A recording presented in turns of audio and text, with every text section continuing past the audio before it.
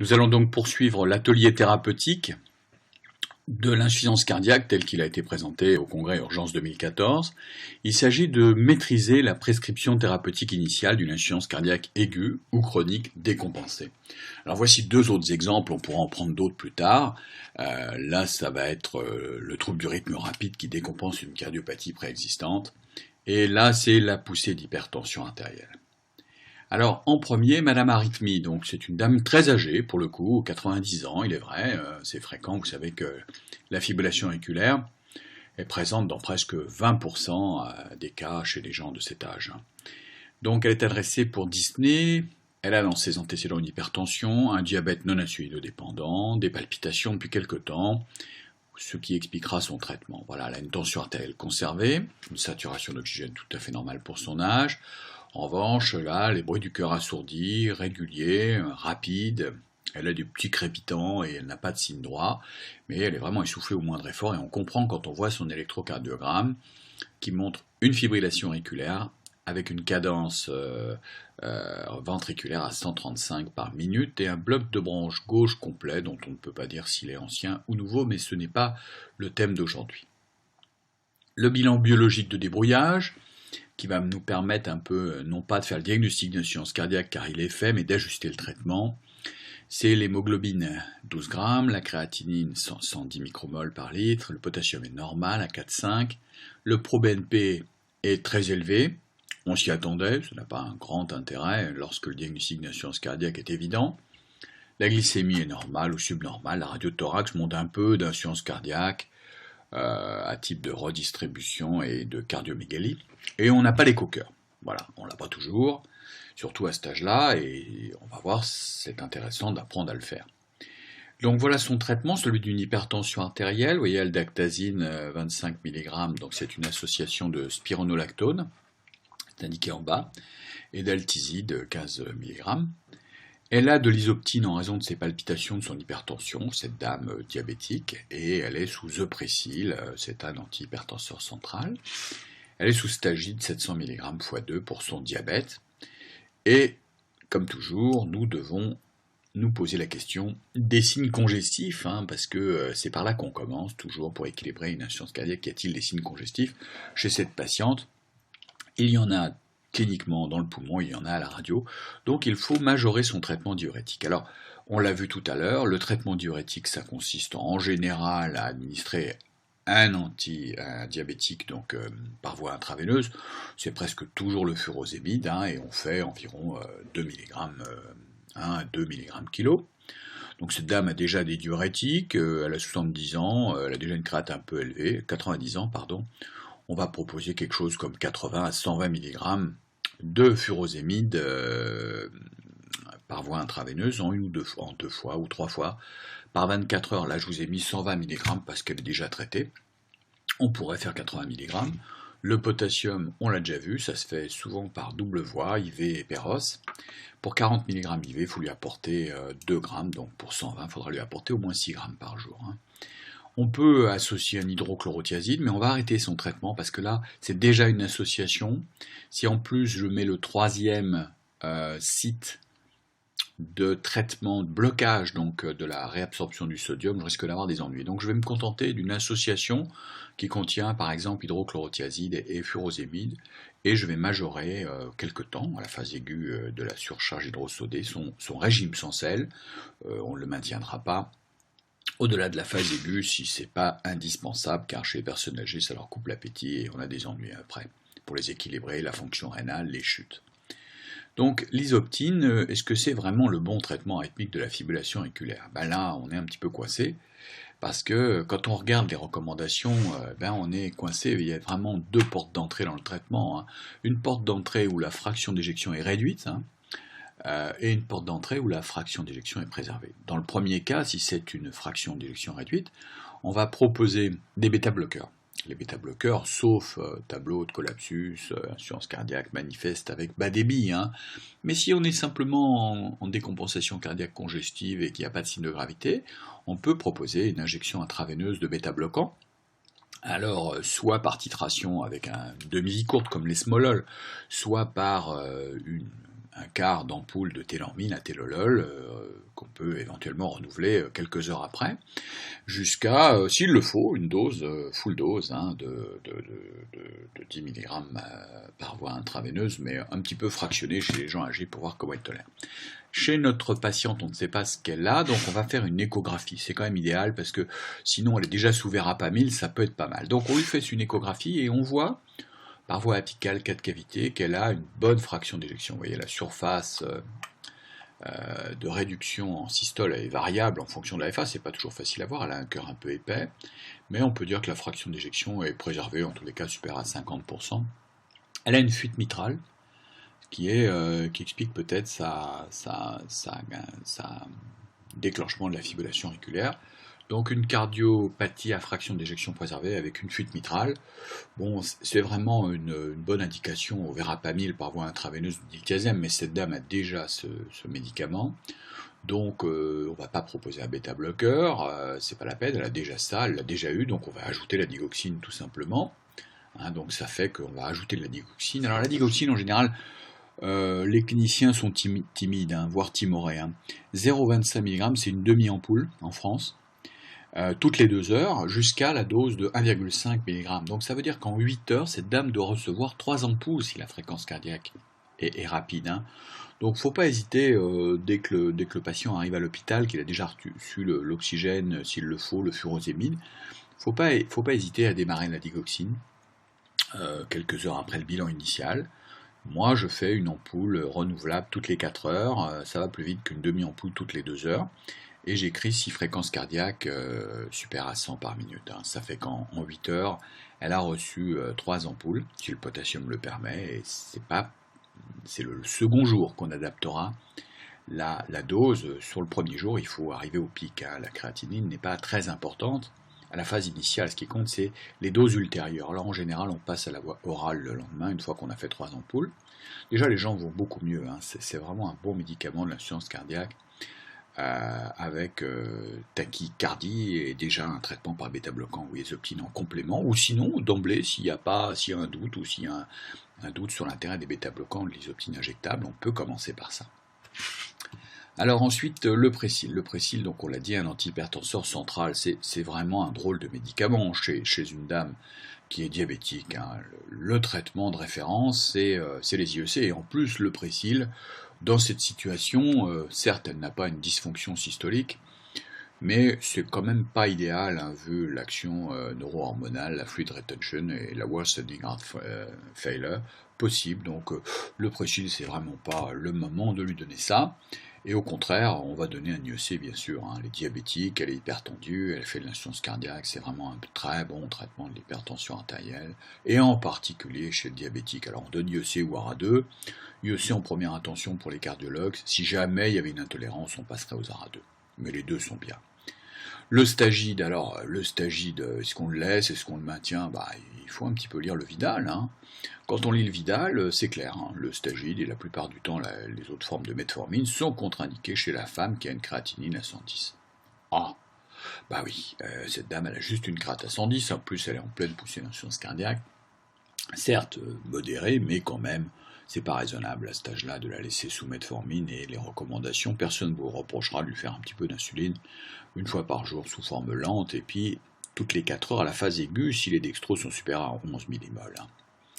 Donc, autre traitement, comme toujours, c'est une patiente qui est cette fois-ci en FA, en insuffisance cardiaque, donc bien évidemment, il faut l'anticoaguler de façon efficace, en tenant compte de sa clairance que je vous ai calculée ici. Hein. Ça va très vite, les clairances des personnes très âgées, surtout des femmes. Bon là, elle a 70 kg, souvent elles ont moins à cet âge-là, et la clairance est à 33 hein, pour une créatinine à 110, hein, donc il faudra faire très attention dans le choix de l'anticoagulation. En général, c'est la calciparine. Dans la forme initiale, surtout qu'on ne sait pas vers où va évoluer cette créatinine. Donc on fait des petites doses de calciparine, genre 2 fois par jour, en discontinu, en sous-cutané. Donc on va prendre un autre cas, monsieur hypertension, c'est un homme de 69 ans qui a 80 kg.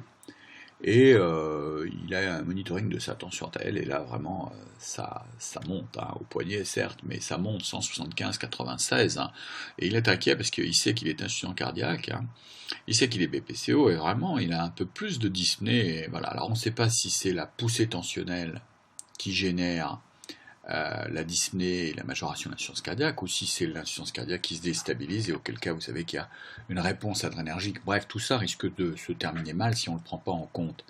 À l'examen, le BPCO a du cœur assourdi, régulier, il n'y a pas de crépitant, il n'y a pas de signe droit, mais cette tension artérielle, il faut la prendre en compte avec beaucoup d'attention, surtout que ce patient est insuffisant cardiaque congestif, hein. Alors l'électrocardiogramme, c'est la pierre angulaire du traitement, vérifier qu'il n'y a pas un trouble du rythme, un infarctus, des choses comme ça. Bon, ici c'est pas le cas. Le bilan de standard, hémoglobine, créatinine, potassium. Le pro-BNP, bon, c'est pas fondamental chez ce patient qui est hypertendu, on cherche, mais on objective quand même bien, hein, ce qu'on n'aurait pas forcément dit, c'est-à-dire qu'une poussée tensionnelle peut décompenser une insuffisance cardiaque si ça dure. Donc il a bien fait de venir. La glycémie est conservée, on n'a pas fait la radio, et la FEVG, c'est celle du patient, c'est celle que vous contrôlez éventuellement aux urgences, avec des signes congestifs en général sur la veine cave inférieure, parfois des lignes B pulmonaires. Bref, ce patient doit être hospitalisé pour équilibration de son traitement. Alors son traitement, quel est-il ? Son traitement contient du Lasix 80 mg, donc 2 comprimés de 40 mg, de l'Esidrex 25, c'est une bonne association, hein. Souvent les doses peuvent être beaucoup plus élevées chez des gens qui ont des signes d'œdème des membres inférieurs. Il a du Lopril 25 mg x 2 pour 80 kg, c'est pas une dose maximum, hein. Et il a de l'aspirine, 100 mg du Taor, enfin voilà, c'est les traitements qu'on voit en ambulatoire. Donc on va évidemment commencer par réduire les signes congestifs s'il y en a, et s'intéresser à cette posologie de diurétique, hein. Après on verra si on peut améliorer son traitement de fond, parce qu'il est insuffisant cardiaque sévère, avec une FEVG qui est à 35%, donc ce sont des vraies conditions très instables, hein. Donc nous, aux urgences ou en préhospitalier, on va se poser la question de ces diurétiques, et c'est quelque chose qu'on peut peut-être optimiser. Alors, on le sait, hein, donc ce patient doit avoir des diurétiques pour soulager les symptômes et les signes de congestion. Il n'est pas vraiment en insuffisance cardiaque grave, mais enfin un peu vu le pro-BNP, donc on va essayer d'optimiser ça. Ensuite, on sait qu'on doit avoir des IEC. Ce patient n'a pas d'IEC. À dose peut-être efficace, hein, la dose maximum tolérée, la dose cible, je ne sais pas, on va se regarder ça. On va ajouter un bêta-bloquant titrant, hein, des petites doses, vraiment si la FEVG est inférieure à 35%, on va commencer doucement et on modulera toutes les semaines s'il le faut, la titration. Alors là, on est manifestement en présence d'un patient qui est symptomatique, qui est hypertendu, qui a insuffisance cardiaque, et on doit se poser aussi la question de l'aldactone, hein, en tous les cas un antagoniste des récepteurs des minéralocorticoïdes, si le débit de filtration glomérulaire est supérieur à 30 ml, ce qui est le cas, et le potassium inférieur à 5, c'est vraiment le cas, hein. Donc ce patient, on va commencer à faire le ménage dans ses diurétiques, et on peut proposer quelque chose comme l'aldactone, puisque justement, on est un peu embêté, il est hospitalisé, on va en profiter pour tout revoir, il a une FEVG, le Lasix n'est pas un traitement de l'insuffisance cardiaque, c'est un traitement des poussées de congestion. L'Esidrex n'est pas un traitement de l'insuffisance cardiaque, mais c'est un traitement des poussées de congestion. Il est peu congestif, ce patient-là. Et en revanche, il a une FEVG à 35%. Je crois qu'il est important de positionner peut-être l'aldactone en priorité chez ce patient. S'il n'a pas de signe congestif, on ne l'ajoutera pas de l'Azilix, hein, dans un premier temps, ou on pourra l'ajouter dans un second temps. En tous les cas, l'Esidrex, lui, c'est un bon signe de la congestion et de l'hypertension, hein. Donc ce médicament, ce traitement 175, c'est une très bonne indication de mettre de l'Esidrex, qui est un bon antihypertenseur, hein, qui est plus classique que le Lasix pour le traitement de l'hypertension à fonction rénale normale. Et on peut monter jusqu'à 100 mg. Donc moi, chez ce patient, je réinverserai la stratégie sur aldactone, traitement d'insuffisance cardiaque, et Esidrex jusqu'à des doses que je vais monter jusqu'à 100 mg s'il le faut, pour contrôler sa tension artérielle, hein. Ce n'est pas le traitement de la surcharge hydrosodée que je vais viser chez ce patient. L'aldactone, peut-être que j'irai jusqu'à 50 mg s'il le faut, pour les IEC, s'il y a des IEC. Alors ce patient a des IEC justement, donc j'irai pas plus loin que 50, et heureusement qu'il a des IEC, puisque c'est, on l'a vu, la première chose à équilibrer chez un insuffisant cardiaque. Alors est-ce que sa posologie est bonne ? Il faut toujours regarder le Vidal, hein. Ici on sait que les inhibiteurs de l'enzyme de conversion sont donc recommandés avec un niveau A, et une classe 1, donc c'est vraiment indispensable d'être au top de cette prescription qui peut aller vraiment chez tous les patients dont la créatinine est élevée. Donc les doses classiques, c'est ce que je vous ai mises là, Lopril, Renitex, Zystrek. Bon, Audrix c'est en cas d'infarctus, c'est pas son cas.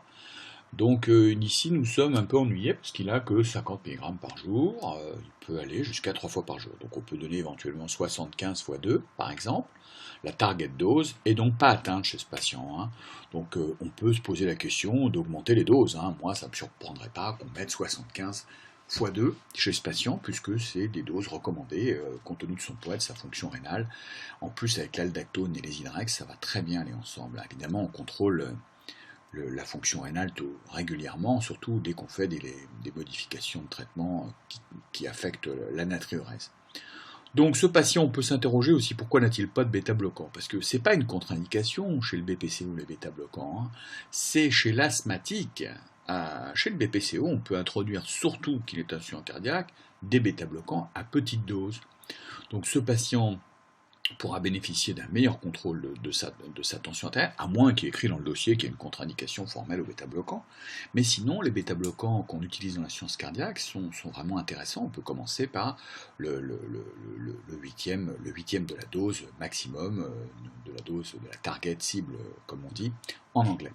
Donc moi j'ajouterai un bêta-bloquant, et puis évidemment ça va pas être très rapide comme équilibration, donc si ce patient reste un peu hypertendu avec aldactone et Zydrax Lopril, je n'hésiterai pas à mettre un peu d'amlodipine, mais à petite dose, 5 mg, et peut-être pas tout en même temps, bien entendu. Donc ce patient est hospitalisé, et on prend son temps, on l'envisagera une fois qu'on aura un petit peu mis le traitement en conformité, aldactone, Lopril, Zydrax, un peu de bêta-bloquant. Et puis s'il reste hypertendu, on ajoutera de l'amlodipine qui est vraiment recommandée dans cette situation-là. Alors l'aspirine, on garde ? Pas forcément. Pourquoi ce patient a-t-il de l'aspirine ? On ne parle pas d'artériopathie, on ne parle pas d'insuffisance coronaire, d'antécédent d'AVC. Vous savez que c'est un petit peu la tarte à la crème, l'aspirine maintenant chez tout le monde. Pourtant, il y a des recommandations précises. Il n'est pas diabétique, il n'a pas fait un accident, il n'est pas en prévention secondaire. C'est pas forcément nécessaire chez un hypertendu d'avoir de l'aspirine, donc moi personnellement je me poserai la question de l'intérêt de l'aspirine. Je garderai le Taor en vérifiant la cible atteinte sur le cholestérol, en faisant un cholestérol total. Il y a des recommandations sur la prévention du risque lié au cholestérol. Il suffit de les lire, voilà. Et comme toujours chez l'insuffisance cardiaque, surtout s'il a de l'aspirine, je vérifierai la ferritine et le coefficient de saturation, car chez l'insuffisance cardiaque, on l'a vu précédemment, c'est intéressant d'avoir au cours de l'hospitalisation accès à une voie veineuse pour passer du pharyngecte lorsque les signes congestifs sont minimes. Le pharyngecte est le médicament actuellement qui est le mieux toléré, à condition de savoir que l'on passe 100 ml de sérum Phi, donc il faut le faire après déplétion. Voilà, donc évidemment on peut se demander ce qu'on va faire plus tard à ce patient, une fois qu'il y a encore pas mal de choses à faire sur lui, l'intérêt de l'hospitalisation pour l'équilibrer. On a tout fait, les diurétiques, l'IEC, les bêta-bloquants, on les a introduits, on a l'aldostérone qu'on a mis là, il est un peu rapide, on peut s'interroger un peu plus tard sur l'intérêt d'ajouter de l'ivabradine, c'est un médicament qui a un niveau de recommandation 2A, certes il n'a pas des études multicentriques, mais chez l'insuffisance cardiaque, il ralentit le cœur sans avoir un effet inotrope négatif. C'est un médicament qui est intéressant parce qu'il est sélectif du canal IF. Donc il est recommandé chez les gens qui ont justement une fraction d'éjection à faire à 35%. Si la fréquence cardiaque sous bêta-bloquant, ça n'a pas été démarré, mais est à 70 par minute et qu'il a des signes, c'est vraiment intéressant lorsqu'on a déjà donné le traitement conventionnel avec les IEC ou un ARA2.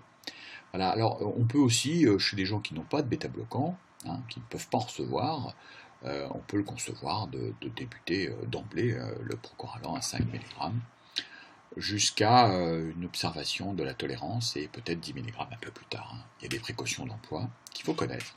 Notamment, ces médicaments ne peuvent pas être donnés avec n'importe quoi et n'importe comment, comme toujours d'ailleurs. Voilà, donc l'ivabradine, on pourra le donner, comme je vous l'ai écrit également en anglais ici, chez les gens qui ont peuvent pas avoir de bêta-bloquants, mais qui ont des fréquences cardiaques rapides, hein. Ça les ralentit bien, et vous savez que le remplissage, notamment chez les gens qui ont des problèmes de remplissage, c'est-à-dire de dysfonction systolique et tachycardie, bénéficie d'un ralentissement de la fréquence cardiaque, hein. Donc je vous ai mis, il y a d'autres contre-indications, notamment les inhibiteurs de protéase, donc chez les gens VIH, la grossesse, l'allaitement, ce qui est écrit dans le Vidal. Donc voilà, notre patient, il a un peu le traitement optimal, on envisagera, mais ce n'est pas dans le cadre des premiers jours, puisque ce patient n'a pas la dose optimale, mais je voudrais vous rappeler qu'il y a beaucoup de choses à faire, hein. Donc en résumé, l'insuffisance cardiaque, les conclusions pratiques sur ces 4 exemples, c'est tout d'abord d'optimiser la stratégie diurétique. Elle n'est pas nécessaire de donner des grosses doses, au contraire, il faut donner des posologies minimales nécessaires pour contrôler la surcharge hydrosolée, ce qui implique de mesurer le poids et d'avoir un bon sens clinique, une radio, des éléments comme la veine cave inférieure. Souvent, on les laisse le temps qu'il faut pour contrôler. Souvent, on donne une association, et souvent, on donne des trinitrés par voie IV lorsqu'il y a un OAP notamment. C'est la meilleure indication, le moins de temps possible, mais dès qu'il n'y a plus d'œdème pulmonaire, on supprimera les trinitrés. Si jamais on n'y arrive pas, hein, ça peut être laissé sous forme de patch, ou par voie orale, mais vraiment, une fois qu'on a donné le traitement optimal. On voit trop de gens sous trinitrés, Péros ou en patch, alors qu'ils n'ont pas le traitement optimal. C'est dommage, hein, ça n'a pas été validé avec un niveau de preuve aussi important que ce dont on a parlé, hein. Le régime sans sel, initialement, est important. Il ne faudra pas le laisser trop longtemps parce que ça coupe l'appétit, mais à la phase aiguë, évidemment, on évite de donner du sel d'un côté et des diurétiques de l'autre, c'est du bon sens, hein. Les IEC, voire les ARA2, on l'a vu, mais les IEC plutôt en première intention. Si quelqu'un a déjà des ARA2, hein, on ne va pas les arrêter pour donner de l'IEC. S'il est stable avec ça, on vérifie qu'il est à dose optimale. Donc ça implique de connaître le Vidal, hein, le dictionnaire pharmacologique, et d'essayer d'aller au maximum vers les doses bien tolérées, hein. C'est vraiment des médicaments qui protègent le cœur. Voilà, les bêta-bloquants vont améliorer le remplissage, vont permettre au cœur de moins travailler, vont contrôler la tension artérielle, hein. Il faut les titrer avec des huitièmes de dose cible pour commencer, puis toutes les semaines, voire tous les 15 jours ensuite, on essaiera de donner le traitement qui permet d'avoir une fréquence cardiaque au moins inférieure à 70 par minute, hein. Voilà, les autres choses, l'anticoagulation préventive, si le malade est hospitalisé, on le rappelle. Ensuite, si tout ça n'a pas suffi, les antagonistes des récepteurs minéralocorticoïdes plutôt que du Lasix, ça c'est quand même très très efficace chez des gens, même en association avec les IEC, mais à plus petite dose. On supprime les traitements délétères, les antiarythmiques inutiles, le Présil, certains antidiabétiques dont on a déjà parlé, la metformine et d'autres médicaments qui ont été supprimés depuis. On se pose la question du fer, hein. On transfuse très rarement, mais en revanche on corrige des hyposidérémies fonctionnelles, hein, même si la ferritine paraît normale comme ça sur le chiffre, il faut regarder le coefficient de saturation, et les gens bénéficient en termes de qualité de vie de ces injections, souvent par voie intraveineuse parce que Péros ça ne passe pas bien, et on profite d'une hospitalisation et d'une surveillance pour éviter les risques d'allergie qui pourraient se produire en ambulatoire. D'ailleurs, il y a eu des recommandations maintenant, cela doit se faire sous surveillance stricte. L'ivabradine, hein, le Procaralan, quand la fréquence cardiaque est supérieure à BPM et que les patients restent encore avec des fractions d'éjection systolique basses symptomatiques. Et enfin, la resynchronisation, on en a déjà parlé un petit peu tout à l'heure, la réflexion sur les défibrillateurs, les ablations de fibrillation auriculaire. Voilà, je vous remercie. Vous avez comme toujours d'autres sources d'informations que vous connaissez par cœur et que je ne vous rappelle pas, ou presque. Je vous remercie.